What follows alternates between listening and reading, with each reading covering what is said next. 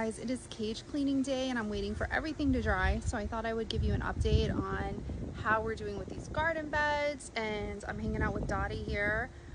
She's still in isolation from the rest of the quail. I'm still working with a vet to try to figure out what is going on with her eye, if it's contagious. Unfortunately, she's been separated for 2 months now, so I don't know what's going on with it, but I'm not happy, and neither is she. So anyway, let me show you what we're doing with these garden beds. This weekend, my husband worked on leveling them. So he dug out, the ground around them, made them all level. I had 2 blueberry bushes here. I had to move one over here, which is fine because we decided to switch up some of these beds. So what we ended up doing was taking this longest bed, let me show you from this angle. So we took this longest bed and we moved it from the middle to the end. In this row of 3, this bed is going to get the most sun, so it made the most sense to put this one on the end because I'll be able to put my tomatoes and my peppers and stuff in this bed. And then that one that the quail are hanging out in right now is going to be for my brassicas and stuff like that. And then the one that gets the most shade, the little one, will be for greens, lettuce, spinach, stuff like that. I do get questions about the amount of shade these beds get, and I don't know how that's going to work out.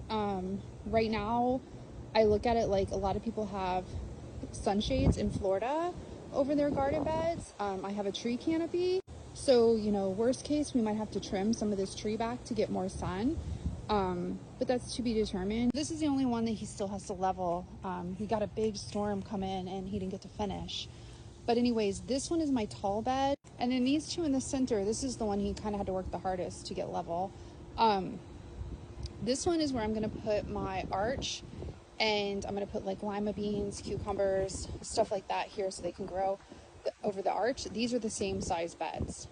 My husband has worked really hard on these garden beds for me, for us, and he also thinks of things I don't think of. When he said he was going to level these beds, I was like, oh my God, here we go, another step.